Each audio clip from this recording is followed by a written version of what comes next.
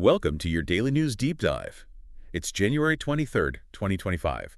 We've got a lot to cover today, from record-breaking cyber attacks to the evolving world of AI. It's a lot to unpack, that's for sure. It feels like the cybersecurity landscape is shifting faster than ever. Right. You turn your back for a minute, and there's a whole new set of threats to worry about. Let's start with one that hits close to home for many of us. Cloudflare fended off a massive DDoS attacks, the largest ever recorded, a staggering 5.6 terabits per second. What makes this attack so significant? It really underscores the growing threat from botnets, especially those that leverage compromised IoT devices, things like, smart TVs, set-top boxes, even your home security system. So basically, our devices are being weaponized against us, and we might not even know it. That's a bit unsettling. And speaking of vulnerabilities, the discovery of flaws in Ivanti Cloud Service Appliances and aircraft collision avoidance systems is particularly concerning, right? Definitely. These systems are critical infrastructure, and any vulnerability could have serious consequences. Plus, it's not just theoretical. The Cybersecurity and Infrastructure Security Agency, CISA, and the FBI issued an alert that these flaws are actively being exploited. So it's not a matter of if but when an attack happens. And it seems like these vulnerabilities are just the tip of the iceberg, aren't they? Absolutely. Attackers often chain together multiple vulnerabilities, right? They'll gain initial access through one flaw and then use that to escalate privileges and move laterally within a network. So it's like they're picking locks, finding a way in, and then using that to unlock even more doors. It seems like traditional security approaches are struggling to keep up. There's a lot of buzz about XDR, extended detection and response, as the potential savior. Can you break down what makes XDR so different and how it can help? Imagine you have a security team that's working 24/7, constantly analyzing data from all your devices and systems. That's the promise of XDR. It takes all the data from your different security tools like antivirus, firewall, email security, and puts it all together. So it's like having a central command center that can see the whole battlefield. Yeah, exactly. Traditional security tools often operate in silos, but XDR breaks down those walls, giving you a more holistic view of the threat landscape. This means faster and more effective threat detection and response. So it's like having a much smarter, more proactive security system that can actually connect the dots and identify threats that might otherwise slip through the cracks. But technology alone isn't enough, is it? The human element is still a major weak point. We're seeing reports of phishing attacks, targeting Microsoft Teams users, playing on their trust and willingness to help. Yeah, and these attacks are getting more and more sophisticated. Attackers are impersonating IT support, trying to trick remote workers into giving them access to their devices. It's a reminder that even with the best technology, security awareness training is critical. Employees need to know how to recognize and avoid these social engineering tactics. Absolutely. You have to be skeptical, verify requests, don't click on suspicious links. It's the human firewall that can sometimes be the strongest defense. Let's talk about AI now. It's a double-edged sword, isn't it? We're seeing more investment in AI-powered security tools, but there's also growing awareness of the potential for misuse. The emergence of Ghost GPT, an uncensored chatbot, is raising some eyebrows. What's troubling about Ghost GPT is its accessibility and the potential for misuse. We're seeing reports of criminals using it to create malware, write phishing emails, even come up with new scams. It's like handing bad actors a powerful new tool. We're also seeing the emergence of new attack vectors, things like invisible prompt injection, which specifically targets AI systems. Invisible prompt injection, it's a bit stealthy. Attackers inject malicious commands into seemingly harmless text or data, manipulating the AI into doing their bidding. It highlights the need to secure AI systems themselves, not just the data they process. We're essentially opening up a whole new dimension of cybersecurity that we're only just beginning to grasp. This brings us to the anxieties of the folks on the front lines of cybersecurity, the CISOs. Their predictions for 2025 offer a glimpse into what they see as the biggest threats and challenges ahead. It's a complex landscape, that's for sure. CISOs are grappling with the potential for AI-powered attacks, the growing sophistication of ransomware, and the need for a more proactive, resilient approach to security. It's a lot to keep up with. So let's dive deeper into what CISOs are saying and what their predictions mean for all of us. Let's get into the minds of the people leading the charge in cybersecurity, the CISOs. Their insights offer a peek into what's coming next in cybersecurity and what everyone should be thinking about. Yeah, we have a bunch of predictions from CISOs all across different industries. What are some of the common themes that stand out to you? One thing that struck me was the emphasis on leadership. Many CISOs, like Cezary Piekarski from Standard Chartered Bank, they stress the need for leaders in cybersecurity who can actually translate all this complex technical stuff into business risks that executives and board members can understand. So they need to be more than just techies. They need to be able to bridge that gap between the technical world and the business world. Exactly. They need to make sure that cybersecurity is seen as a crucial part of business strategy, not just some IT side project. Another thing that came up a lot was AI. It's like this double-edged sword, right? It offers all this power for defense, but it also creates new ways to attack and requires a whole new way of thinking about security. It's like we're rushing to implement AI without really understanding the security risks. It's a valid concern. CSOs really need to be proactive, involved in developing and deploying AI systems from the start. Think of it like building a house. You wouldn't wait until the house is finished to put in locks and an alarm system. You would integrate them into the design from the get-go. Makes sense. Let's talk about ransomware. That never seems to go away. It sounds like attackers are getting even more clever and aggressive. They are. Michael Saw from Siemens Energy, he talked about how cyber criminals are using things like personal data and AI to make super convincing phishing and spear phishing attacks. So those generic spam emails are a thing of the past.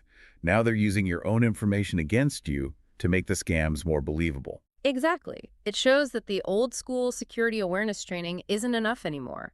Employees need to be trained to spot the subtle signs of a targeted attack, even when it looks like it's coming from someone they trust. A few CISOs mention zero trust architecture as this kind of foundational model for security. Why is that becoming so popular? I think it's a combination of factors. Remote work, the shift to cloud services, and these increasingly sophisticated attacks, they all point to the need for a security approach that's more dynamic and granular. So instead of assuming that everyone inside a network is trustworthy, Zero Trust verifies every single access request, no matter where it comes from. So it's like having multiple security checkpoints at an airport. Even if you get through the first one, you still have to prove who you are at each step along the way. That's a good analogy. Zero Trust assumes that a breach is inevitable and you need to verify every attempt to access something. Talking about a more proactive way of thinking about security, John Ang from Eaton House International Education Group, he mentioned that they started the year with cybersecurity training for their board and management. That's a great example of how security awareness needs to start from the top. When the leaders understand the importance of security and how to practice it effectively, it sets the tone for the entire organization. It's about creating that culture of security where everyone knows their role in protecting the company's assets. Okay, so we've talked about AI, ransomware, zero trust, and the need for a strong security culture. What else is keeping CISOs up at night these days? Well, data privacy is still a major concern. There are more and more regulations, and we're seeing these high-profile data breaches all the time. Organizations are under a microscope from both regulators and consumers. It's not just about protecting data from hackers anymore. It's also about using it responsibly and ethically. That's a really important point. It's about respecting people's rights and making sure that their data is being used in ways that they expect and agree with. Exactly. CSOs need to start thinking about data privacy from the very beginning, building it into every part of their security strategy. It's about designing systems and processes with privacy in mind from the ground up. So they can't just treat it as an afterthought. No, absolutely not. And it needs to be a team effort. CSOs have to work with the legal department, compliance, and business teams to make sure that data privacy is embedded into the company's culture and everything they do. Another theme that kept popping up in these CISO predictions was cyber resilience. It's not just about stopping attacks, it's also about bouncing back quickly and minimizing the damage if an attack does happen. So even if the attackers do manage to break through, you have to be able to recover quickly and keep things running. Precisely. That means having really good backup and recovery systems, solid incident response plans, and a plan for business continuity. It's about creating a culture of resilience within the organization, one where employees can adapt to changing situations and make decisions under pressure. Let's take a look at some specific CISO predictions. Ifan bin Mohd Ismail, CSO of Aeon Bank, he highlighted a trend that's particularly relevant in Southeast Asia, this increasing scrutiny from boards regarding cyber resilience and data security. It's good to see that boards are finally starting to recognize that cybersecurity is a business risk that needs attention at the highest level. For a long time, it was just seen as an IT problem. So CSOs need to be prepared to answer those tough questions. and explain the impact of cyber threats in a way that the board can understand. Exactly. They need to be able to explain all that technical stuff in plain English and show how investments in cybersecurity align with the company's overall strategy and risk appetite. Kawi Young, CISO of Razer, he predicted a really interesting shift in the payments world, saying that identity is the new encryption. What do you think he means by that? It sounds like he's suggesting that the old ways of doing security, like passwords and PINs, aren't cutting it anymore. We need better ways to prove who we are. That's exactly it. We're seeing a move towards using things like biometrics, things like fingerprints or facial recognition to confirm someone's identity. Instead of relying on something you know, like a password, it's about using something you are. So it's about shifting from what you know to who you are. But isn't biometrics vulnerable to things like spoofing or other attacks? No technology is perfect, but when it's done right, biometrics can really boost security while also making things easier and more convenient for users. It's finding that balance between security and usability. Shankar Karthikesan, CISO of Avris, he predicts that 2025 is going to see a lot of focus on quantum-resistant cryptography. Why is that becoming so important? Quantum computing, it's still early days, but it has the potential to break a lot of the encryption algorithms that we use today. That could let attackers decrypt sensitive information that was supposed to be safe, which would be a huge threat to data security. So it's like we have to start preparing for a world where our current encryption methods don't work anymore. Right. Quantum-resistant cryptography is about coming up with new algorithms that can stand up to attacks from these quantum computers.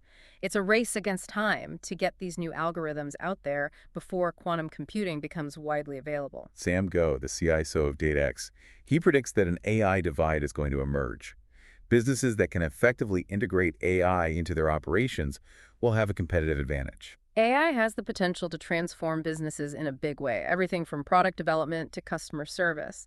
But like we've been talking about, it comes with new security risks too. Organizations need to adopt AI with security as a top priority, really thinking through the potential consequences. So it's not just about jumping on the AI bandwagon, it's about doing it carefully and securely. That's right. They need to really understand the data they're using, the algorithms they're deploying, and any potential weaknesses in the AI system. And they need strong governance frameworks to make sure that AI is being used responsibly and ethically. So it's about more than just the technology itself, it's about how it's used and managed. Exactly. And that needs collaboration between IT, business leaders, legal teams, and even ethicists. We need to make sure that AI benefits society as a whole, not just a select few. Now let's look at a group of CISOs who are part of this CSO Security Council. Their predictions give us a more detailed view of what cybersecurity leaders are facing in the Asia-Pacific region.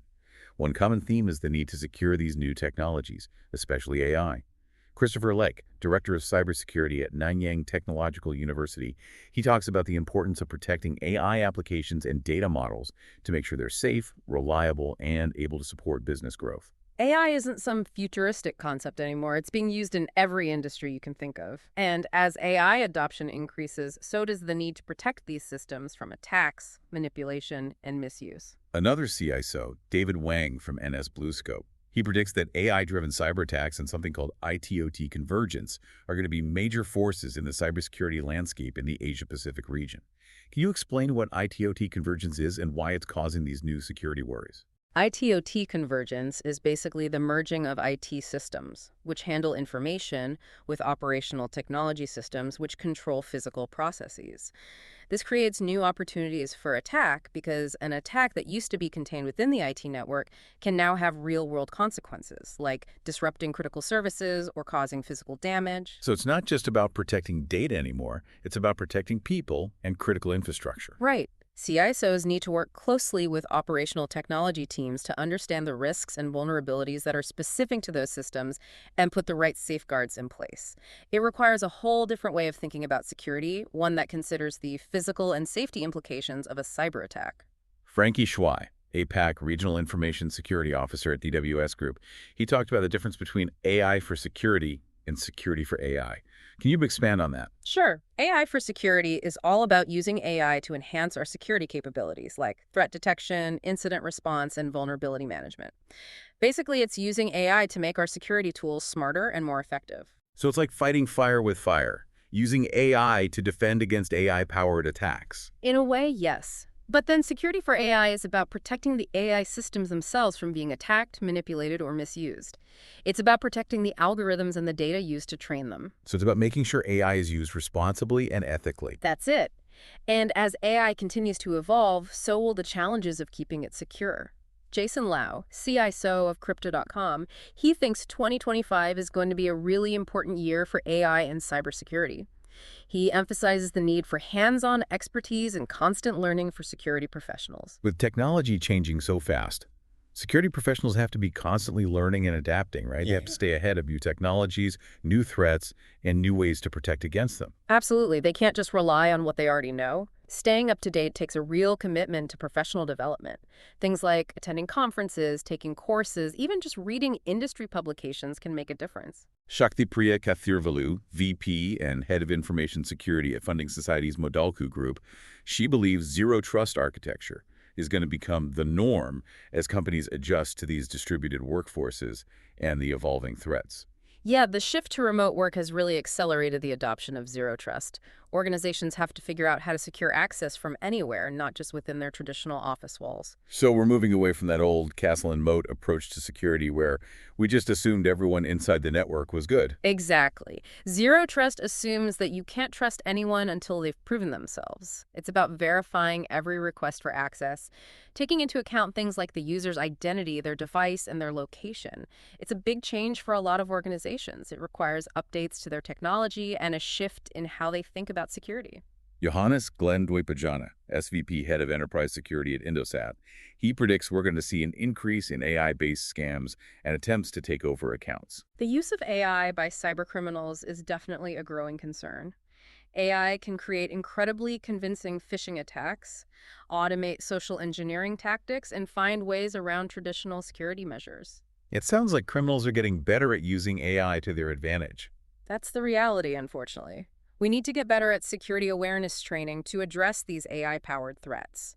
We need to teach people how to spot these more advanced phishing attempts, even when they look like they're coming from a source you trust. And organizations need to put technical safeguards in place, like those advanced threat detection systems and multi-factor authentication. Exactly. Security is about having multiple layers of protection. Yuan Shilong, the CISO of AIA, he stresses that cybersecurity leaders need more than just technical skills. That makes sense. As the threat landscape changes, so does the job of the CISO. They aren't just technical experts anymore. They have to be great communicators, risk managers, strategic thinkers, and strong leaders.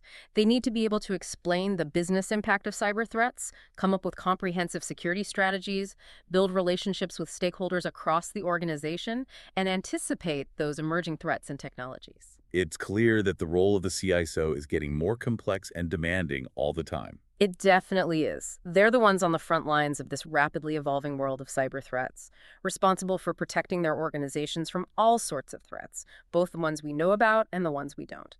We've covered a lot today, looking at the challenges and opportunities facing CISOs in 2025. Now let's finish up by looking at what else was happening in the news on January 23rd, 2025. Let's head down under for a moment. Australia's Cybersecurity Centre is taking on these bulletproof hosting providers. What are these providers and why are they a problem? They're basically web hosting companies that turn a blind eye to illegal activities happening on their servers. They'll ignore takedown requests and complaints, essentially creating a safe haven for cybercriminals. So they're like the slumlords of the internet, providing a place for criminals to operate without any consequences. What's being done to address this? The Australian Cybersecurity Centre is taking a multifaceted approach. They're trying to block traffic from these providers, working with legitimate internet service providers to cut off their access, and pursuing legal action to shut them down. It highlights the fact that cybersecurity isn't just about technical solutions. We need law enforcement and international cooperation to effectively combat cybercrime. Absolutely. Cybercrime doesn't stop at national borders. We need countries to work together and for public and private sectors to partner up to share information, coordinate their responses, and dismantle these criminal networks. Let's shift gears now and talk about a vulnerability that was found in a really popular software program that many of our listeners probably use, 7-Zip. Apparently, there's a flaw in this file archiver software that lets attackers bypass the mark of the web security feature in Windows. Can you tell us what that feature does and why this vulnerability is such a big deal? The mark of the web is kind of like a safety net that helps protect Windows users from potentially harmful files downloaded from the internet. When you download a file, Windows adds this hidden marker to it that tells you where it came from. This marker is what triggers those security warnings when you try to open a file. It gives you a chance to think twice before opening something that could be dangerous. So it's like that warning that pops up and says, this file came from another computer and might be unsafe. Are you sure you want to open it? Exactly. But this vulnerability in 7-zip, it lets attackers create malicious files that don't trigger those warnings, so it basically removes that extra layer of protection. It's like disabling the alarm system in your house. That's a bit worrying. What can people do to protect themselves? The good news is that the people who make 7-zip have released a patch to fix this vulnerability. If you use 7-zip, make sure you update your software right away. This is a good reminder to keep all of your software up to date. Updates often include security patches that fix vulnerabilities, so installing them is one of the easiest and most effective ways to stay protected. It's easy to ignore those little update notifications, but they really are important. Let's talk about a new and concerning attack vector. Invisible prompt injection. Can you explain what that is and why we should be paying attention to it? Invisible prompt injection targets AI systems that depend on user prompts to generate responses, like those chatbots or AI assistants. Attackers basically craft these prompts to manipulate what the AI spits out. These prompts are often hidden inside other text or data that the AI is processing, which makes them invisible. It's like whispering a command to the AI and hoping it'll do what you want without realizing it's being controlled. So the AI unknowingly becomes a tool for the attacker. What are the potential consequences of this kind of attack? The potential for damage is huge. Think about an attacker injecting a prompt into a financial AI, tricking it into making bad trades or messing with market data, or a prompt that's injected into a medical AI that could lead to a wrong diagnosis or a bad treatment recommendation. That's a scary thought. It seems like AI security is this whole new frontier with its own unique set of challenges. It really is. And it's going to take a team effort from researchers, developers, and security professionals to make sure that AI is being used safely and responsibly. We need to figure out ways to detect and prevent these attacks and build AI systems that are more resistant to manipulation. We've covered a lot of ground today, diving into the latest news in cybersecurity and AI and what it all means for you. The big takeaway is that the digital world is always changing, and staying safe online requires staying alert, being aware, and being willing to adapt. Make sure you keep your software updated, be cautious of suspicious emails and links, and stay informed about new threats. And remember, we're all in this together. If we share information and work together, we can make the online world safer for everyone. Thanks for joining us for this deep dive. We'll be back tomorrow with another look at the day's news, helping you understand what's important. Stay curious, stay informed, and stay safe out there in the digital world.